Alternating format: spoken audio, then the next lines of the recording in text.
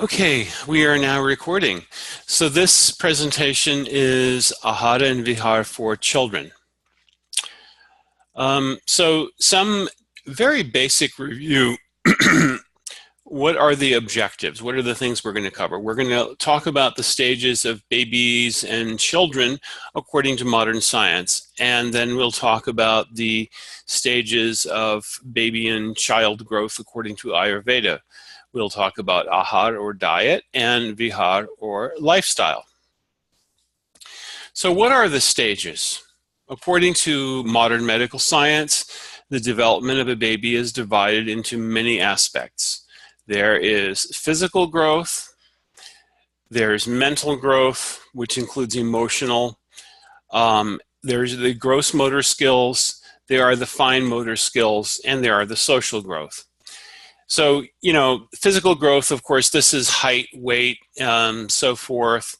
They chart everything. They say what the percentile is, and it's, there's a lot of keeping track of these things.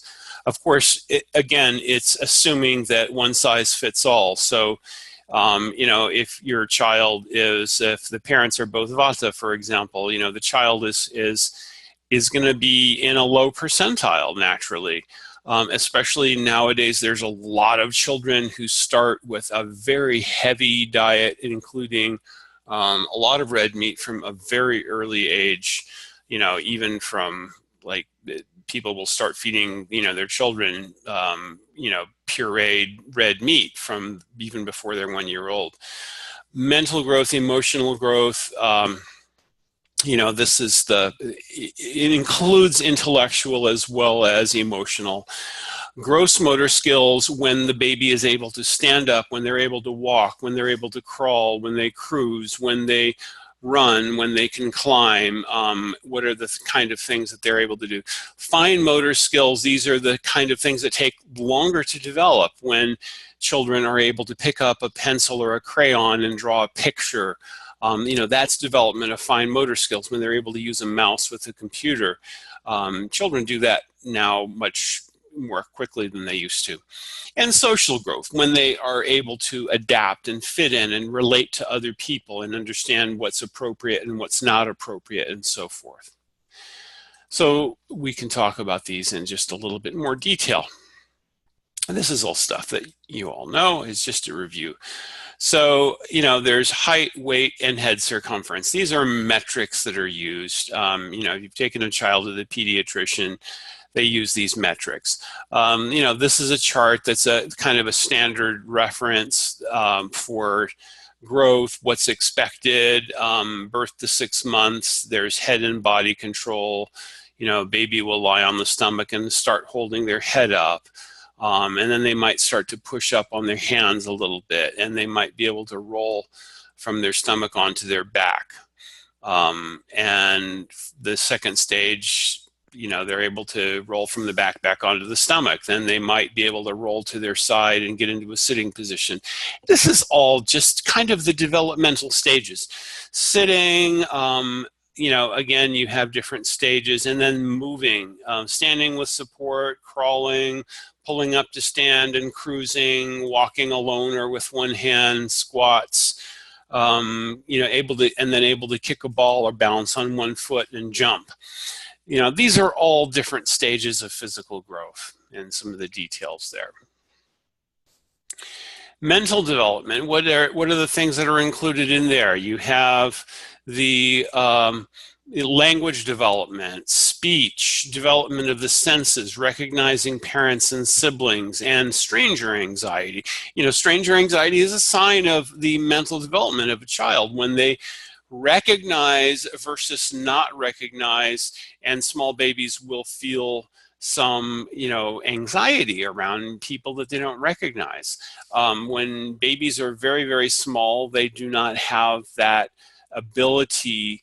They will respond positively to just about anyone who smiles at them, and as they get a little older, they are able to recognize, and it does not really take long. I think this starts happening even before 6 months usually, that they start to recognize parents.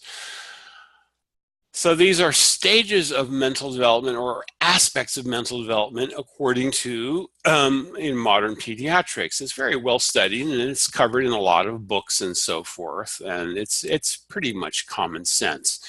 Um, this is just a chart. I'm not going to go over this in detail. It is just basically a recap of the different stages. Again, it's broken down into these general categories, and it's mostly just to kind of give a guideline so that parents would have an idea. So say, for example, if a child is 2 months old and they're not showing signs of these things, it doesn't really mean anything. If they're 6 months old and they haven't shown signs of being able to begin to smile, then it means that the parent might want to seek out professional help and get a consultation and find out what kind of things might be going on. This is just the general kind of common sense parenting, all those various books that you read about parenting and what to expect, what to expect when you're expecting, what to expect in the first year, what to expect in the first 2 years, etc. This is all stuff that helps, especially new parents who might be a little nervous and don't know whether it's normal, for kids to start putting everything in their mouth. Oh, shocker, it is normal. They do that. And that is according to Ayurveda. We say that's because babies are very much in the Annamaya stage. Annamaya, they are it's all about nourishment, and that's a natural thing. But these are very sensible stages of development that give indication of a child's development, and it is based on study, it's based on observation, and it's helpful basically when someone is far outside these things, like say someone is a year old and they don't really play and they don't seem to recognize familiar faces, then it might be a sign that there might be some developmental problem. So this is all basically how the stages are broken down from the perspective of modern pediatrics. And you have these categories of social and emotional development, language development, cognitive development, physical development. And sometimes, we do meet with people who have concerns about their children's development, where they have pretty much followed these very early stages normally, and then later they become, children sometimes go through a stage where they're somewhat withdrawn. Child psychology up at the age of around 3 and 4 is very different from very early development. There are sometimes emotional issues, but it's also true that sometimes people try to play, armchair child diagnostic person just because of something they read in the book, and they get all worried. Oh my God, is my child on the autistic spectrum, or is there this problem or that problem? And other people will feed into that. Oh, I read an article that said, maybe this is going on. And sometimes it's just, these are things that get sorted out. Sometimes they're things where attention has to be paid. But this is the modern approach, and this is the standard modern approach. Okay, so you all know about this. Let's talk about what are these stages of development according to Ayurveda. So Ayurveda breaks things down in a very kind of simple, broad categorization, as we do with other things as well. So the stages are Kshirada, Annada, and Annada. So let us talk about what those mean. So first, Kshirada. Kshirada is referring to Kshira, meaning breast milk, specifically breast milk. Breast milk is the best milk, especially at the very beginning for young babies. From age birth to 6 months, the main diet of babies is breast milk. So according to the Ayurvedic texts, gunas of breast milk are, it's the very best quality, it's the best thing, it has a natural sweet taste, it has a natural odor, it dissolves completely in water, it does not produce foam, and it is not stringy. The gunas are cooling, thin, and it's the color of a shanka or conch shell. Such dugda from the mother or wet nurse's milk promotes the ojas of baby. So this is a quotation from Ayurvedic texts. Now, it was a common practice in ancient times for babies to have wet nurses. If, for example, the mother had some illness, if there was something that interfered with normal lactation, a wet nurse could step in. Wet nurses also could stand in for the mother for some time so that the mom could take a break or for whatever reason.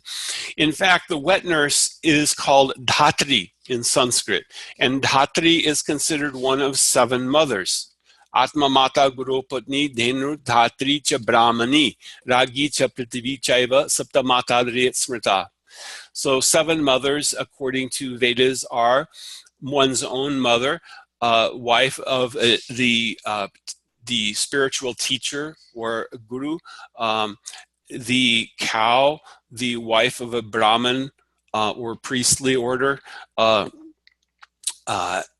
cow, I mentioned already, Denu Dhatricha Brahmani, the queen, Ragicha Prithvi, and the earth. The earth is considered one of our 7 mothers, and the wet nurse, Dhatri.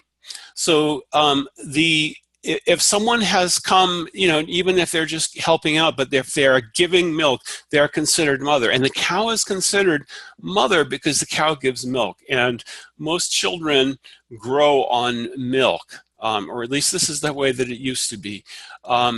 So cow gets the status of being mother. And this is why, cow killing is considered to be a very wrong behavior from the perspective of the Vedas.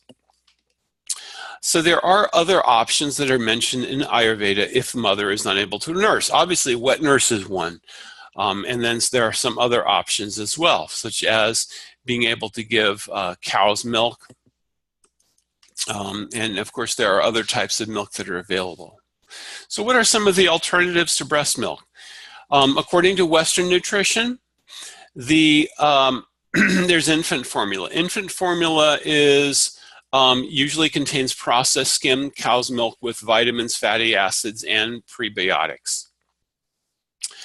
What were some of the ancient practices? Now, it used to be at one point soy-based formulas were very popular, and it was found that there were some problems, and that has moved now toward skim milk-based formula.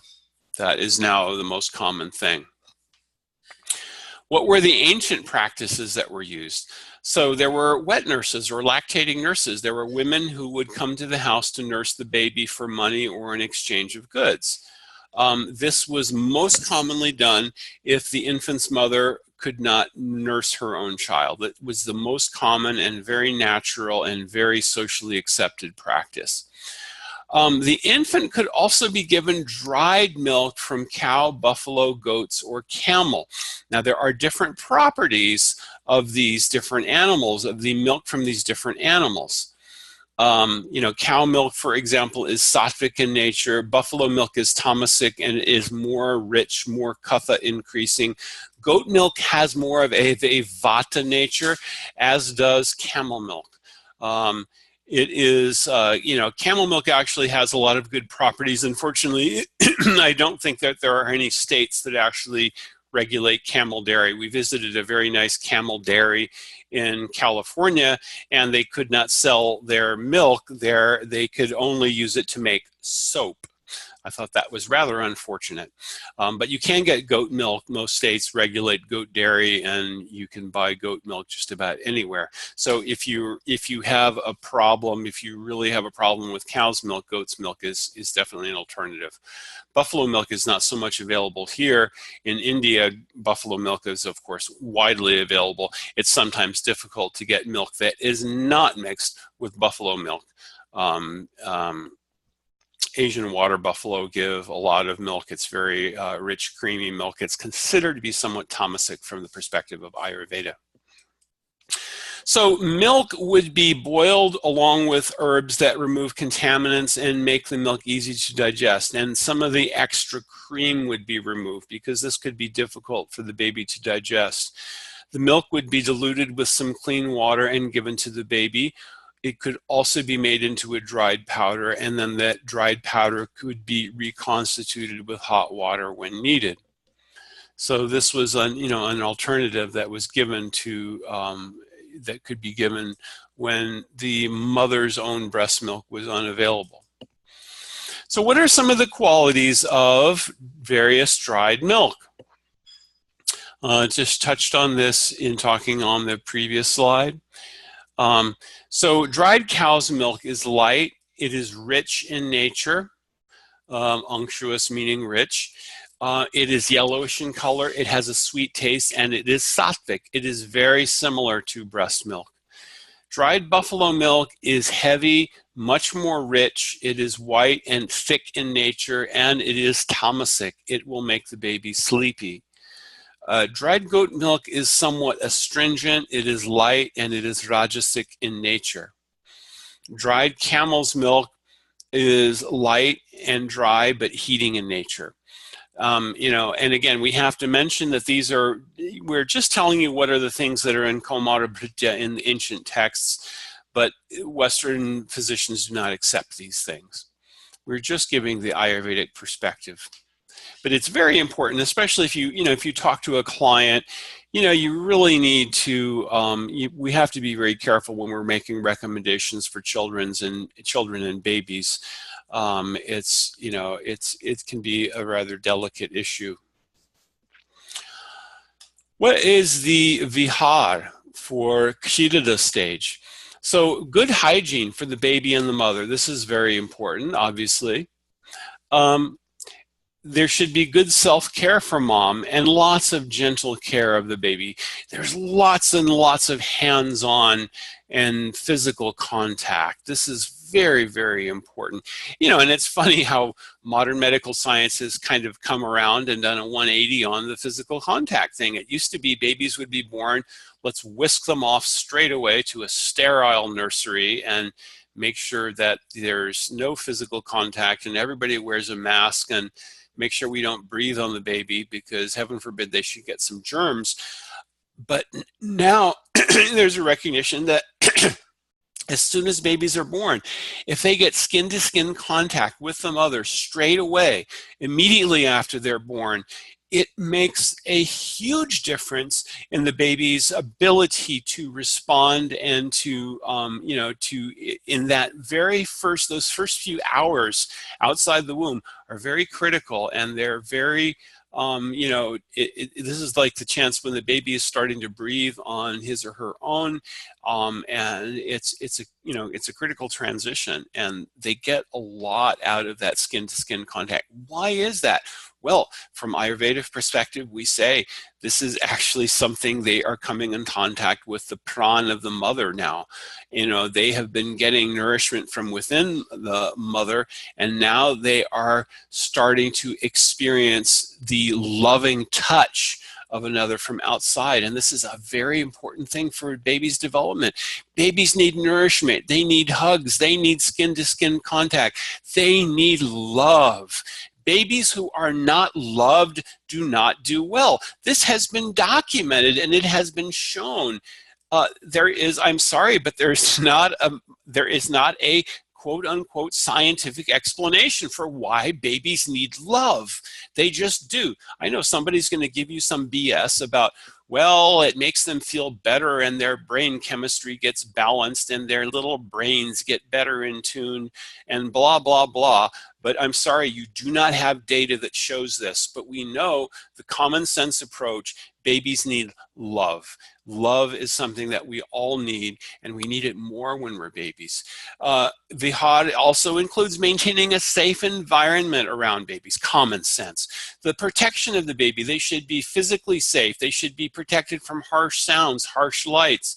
The baby bed should be safe. This is all common sense stuff. Massage. In India, babies will get massage regularly. Oils should be chosen carefully. They should be, like organically sourced oils. There are baby oils. There's coconut oil, Mahanarayan oil. These are things that can be used.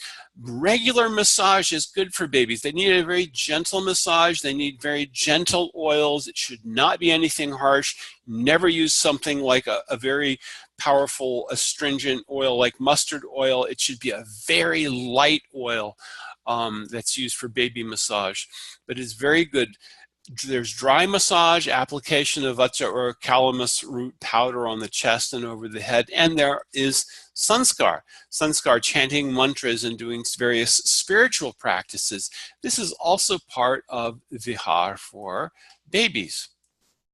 What are some of these sanskars? So there is the name-giving ceremony or namakaran. This is a ceremony that's performed to give a sacred name to the child. There's a name that's chosen according to the star of birth. When we say star, we mean the nakshatra. Nakshatra, there are one of 27 asterisms that the moon is present in at the time of birth. And according to that, a name would be given. That is the namakaran sanskar. There is a nishkramana sanskar, that is the going out. This is done when the baby first goes outside the home, usually after the first 40 days. Usually it's going out to an auspicious ceremony.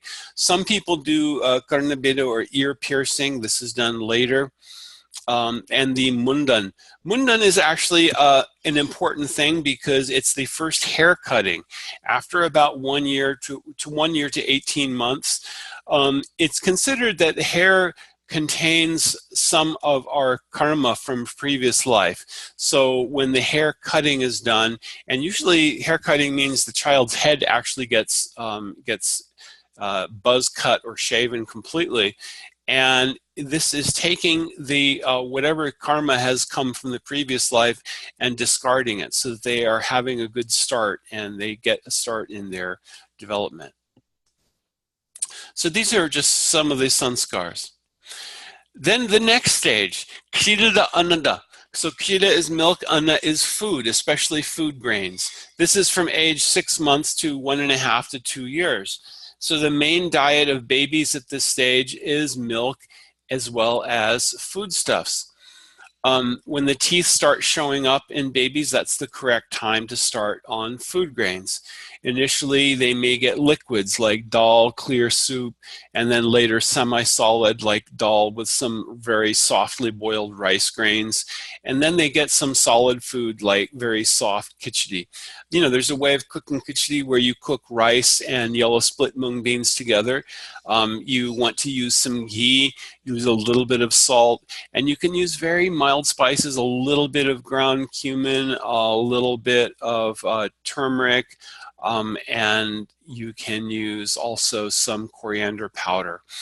And you can make a very simple, very mild. Small babies really handle no spices at all, but they can handle ghee, and then gradually some spices are introduced. But nothing that's really super hot and spicy. So some of the sanskars, there is Annaprashana sanskar is done at this age. And this is a ceremony that's done when baby is having their first grains. There will be an offering made. Sometimes it's rice cooked in milk is a traditional food that's given. And there is a ceremony for giving the first grains. And there's also usually a fire ceremony that's done at this time. Some other sanskars that are done later, there is Vidyarambha. This is when there's a beginning of studying writing and reading. There is the Upanayan sanskar, or giving the sacred thread. This is the beginning of the intellectual and spiritual journey. Samavartan and Vivaha. These are some of the other sanskars that are in part of life in Vedic society. So let's talk about ahara for Kshirada Annada. So you can have liquids, dals, soups, juices, and milk. one should get home-cooked and fresh organic food to the babies and small children, toddlers. We're talking now about toddlers and small children from around 6 months to about 2.5 years. It should be freshly cooked. They should get it within an hour. You can have semi-solids, rice pudding, dal, rice, soft liquid, khichdi. You can have rice grains, wheat tortillas. Some spices can be used. These are all very mild spices: cumin, cardamom, asafoetida, ajwain, saffron, cinnamon, a little bit of dry ginger, some lemon juice, turmeric. You can use dry date powder, almond powder, raisins. You want to have things that are, common sense. Common sense has to rule everything when we're talking about feeding small children. You don't want to give them anything they can choke on. You need to be aware if they show signs of being sensitive to allergens. You need to be very aware of that, obviously. This is an increasing problem in modern times. More and more children have severe food allergies. But we do use spices. We start to use spices at this time in the Kshirada Annada stage, but these are all very mild spices. What are things that are part of Vihar in the Kshirada Annada stage? Well, obviously hygiene. This is very important. There needs to be lots of care. There is a lot of nourishment. There's a lot of physical growth. Safe environment is very important. And as children grow, they grow in their ability to get into trouble, and they have to be protected. Massage can continue. Massage is, we had one child who did not really care much for massage after a certain age. After he was maybe 8 or 9 months old, he just did not really care for massage at all. Then we had another baby who absolutely loved massage, and he would just ask for it and still likes it. Again, dry massage and sanskars, these are all part of Vihar in the Kshirada Annada stage. Okay, now we talk about Annada stage. So what is the Annada stage? This is the stage from around 1.5 to 2 years onwards. This is when basically children are able to eat everything that adults eat.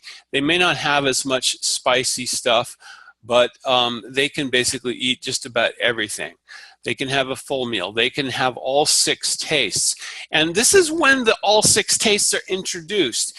So, people talk sometimes about how much spicy stuff do your kids get. Our kids, they had different approaches to having spicy things. We do not make things really super spicy. We will tend to use more black pepper. We will also use some red chili powder, and we will use some ginger. Our older son, he really likes to have things spicy. He'll use red chili powder, and he will go for the full-on spicy stuff. And the younger one, he still has, he's still a bit sensitive, and he will not have things that are too spicy. And even if I use too much regular mild spices like turmeric and coriander powder, he sometimes will turn up his nose at it. Kids will vary, and they'll have different tastes. But we should introduce children to different tastes at this age. When they're ready to eat full meals, they can have all the different types of tastes. What are some of the things that are important? Fresh fruits and vegetables, very important. Healthy food is important. Avoiding rotten, stale, and frozen things. Yes, we all do frozen food sometimes because it is bloody convenient. Sometimes you just don't have time to cook, and you can get ready-made organic meals that are frozen. And yes, we use the Amy's stuff sometimes, just because it's sometimes convenient and we just have not had time to cook. But you don't want to do that every day. You don't want to make a habit of it just because it's convenient. You want to avoid tamasic things. And treat eating like it's a sacred thing. It's a very important part. Make an offering of what you cook. Make it a kind of a sacred part of the household. that, you know, we have meals and our meals are a love offering and we share meals together. And we should be thankful for what you have and have a wholesome diet that includes all six tastes. These are also things that are true for adults. You know, one thing that we see a lot is we see a lot of really you know, overweight children, and there's a lot of noise about, oh, it's too much sugary this and sugary that, and we have to cut out the sugar. And nowadays, I think it's really funny because I see all this selling watered down fruit juice and saying, hey, this is reduced sugar. Well, you've added water to it, you idiots, and you want us to say that, you know, we're going to thank you by paying more for it because you've added water. I can do that at home. Really, one of the biggest problems, and this has been shown in studies, one of the reasons for the increase in childhood diabetes and so forth, is because of the consumption of red meat. But you know, this is not really, you're not going to get as much admission of this because there's a lot of money behind the meat industry, unfortunately.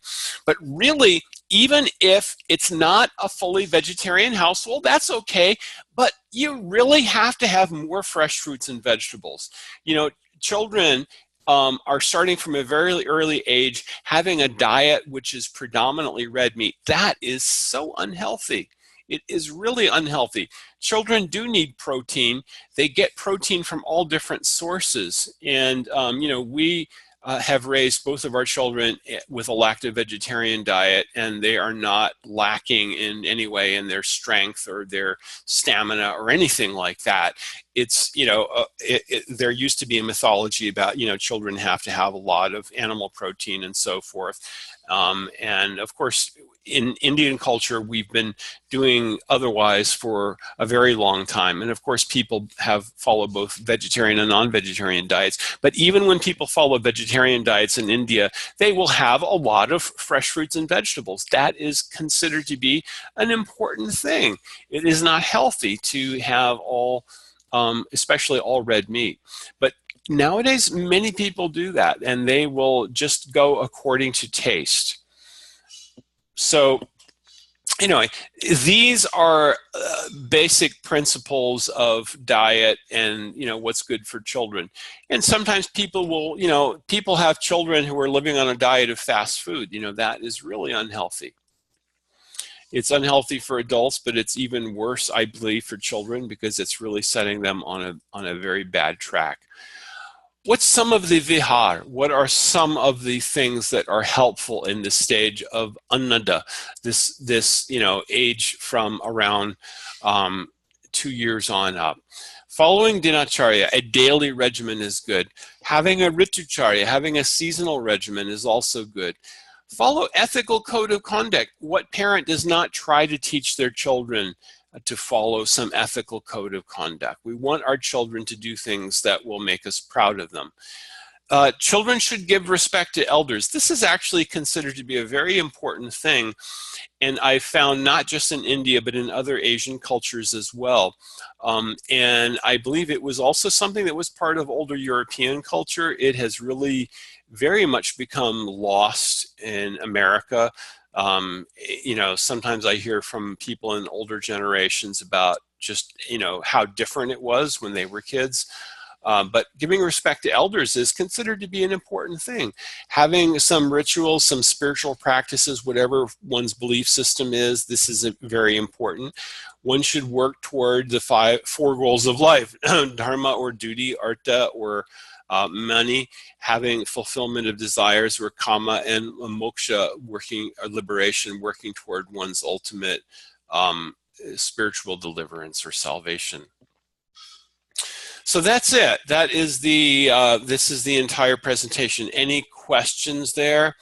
I'm going to just go check. If you have any questions, please put them in the chat. I'm just going to check to see.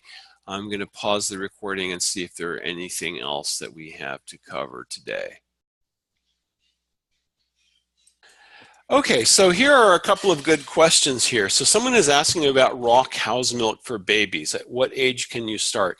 So the general practice in Ayurveda is that What I learned in Ayurvedic cooking is I did cook with raw milk. I would get raw milk from farms that was unpasteurized, unhomogenized. But I learned it is considered very important to boil milk, bring milk to a boil 3 times. This is a common practice that is done. We will always boil milk.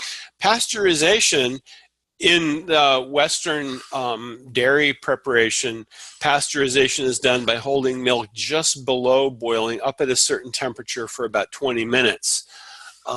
Because boiling does change the properties of milk somewhat.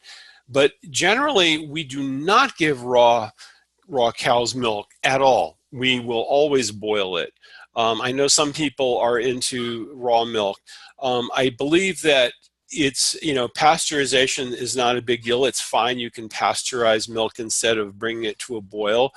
But I believe the homogenization is a much more damaging thing. Unfortunately, the only way to get homogenized milk is usually also to get raw milk.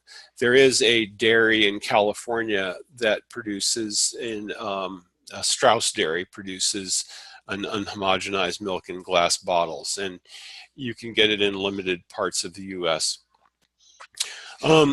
Now, another question, is infant formula widely accepted now in India? Yes, infant formula is used pretty much everywhere.